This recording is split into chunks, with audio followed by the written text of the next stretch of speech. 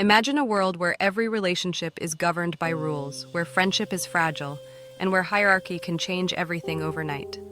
In the heart of Israel, inside a hostel designed for disabled people, this world is very real for those who live within its walls.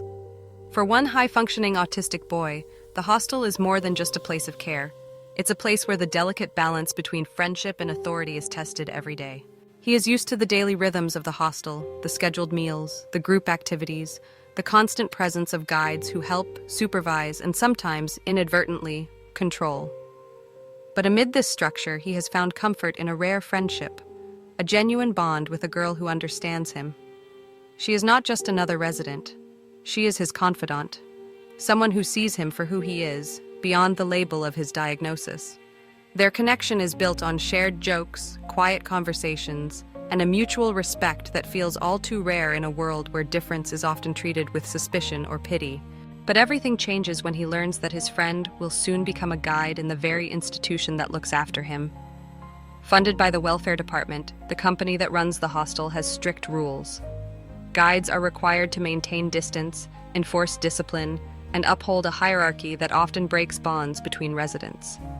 The transition is not just a change of title for his friend, it is a seismic shift in their relationship, one that brings turmoil to his inner world. For the boy, the news is devastating. The sense of betrayal is sharp, though he cannot express it out loud. In the intricate social dynamics of the hostel, voicing such feelings risks harsh discipline and judgment. The managers and other guides, always vigilant for breaches of protocol, might see his pain as defiance or emotional instability. The rules are clear. Friendships between guides and residents are not allowed. Any hint of closeness is quickly stamped out, lest it threaten the carefully maintained order. Inside, his mind races with thoughts he cannot share. He wonders if his friend still sees him as an equal, or if she has already begun to see him as just another responsibility, a case to be managed, not a person to be cherished. He remembers all the times they laughed together, all the secrets they shared, and feels those memories slipping away. The hierarchy is relentless. Once his friend becomes a guide, she will be expected to keep her distance, to enforce the rules, and to treat him as someone who needs help, not someone who deserves friendship. The boy's autism shapes how he experiences these changes. He is acutely sensitive to shifts in tone, to the subtle cues that signal a change in status. When his friend starts speaking to him in the clipped, formal language of a guide, he feels the loss deeply. The warmth fades, replaced by the cold professionalism that the job demands. He tries to act as if nothing has changed, but the pain is overwhelming. He feels isolated, misunderstood, and increasingly anxious about the future. He cannot talk about these feelings. To do so would risk punishment. The company's rules are unforgiving. Anyone who challenges the hierarchy or questions the system is quickly disciplined. For autistic residents, who often struggle to express themselves in socially acceptable ways, the threat of being misunderstood and unfairly judged is ever present. The boy knows that if he complains, if he tries to explain how much this friendship means to him, he will be seen as difficult, as unable to adapt, as a problem to be solved. Instead, he keeps his thoughts to himself, withdrawing further into his own world. He avoids his friend, fearing that any interaction will be watched and scrutinized. When she tries to reach out, he is cold, not because he wants to hurt her, but because he cannot bear the pain of seeing her transformed into someone who enforces the very rules that are breaking him.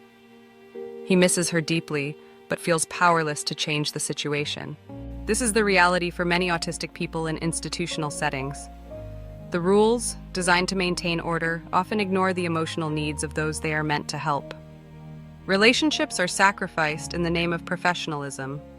The hierarchy is rigid, and the cost is high. For autistic residents, whose friendships are precious and often hard-won, the loss of a friend to the ranks of authority can be a profound trauma. What could be different? In an ideal world, guides would understand that autistic people need genuine connection more than supervision. They would recognize that treating someone as an equal human being, rather than as a subject to be managed, leads to better outcomes.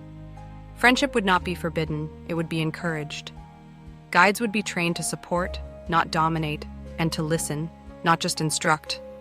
The welfare department would fund programs that prioritize relationships over rules, and managers would celebrate bonds that help residents feel safe and valued.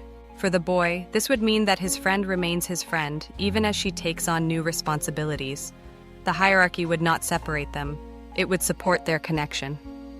Instead of belittling him, she would advocate for him, challenge the unfair rules, and remind others that equality is possible within care. She would help him express his feelings, ensuring that his voice is heard and understood, not silenced by fear. The broader message is clear. Autistic people deserve relationships based on respect and equality, not just care and control.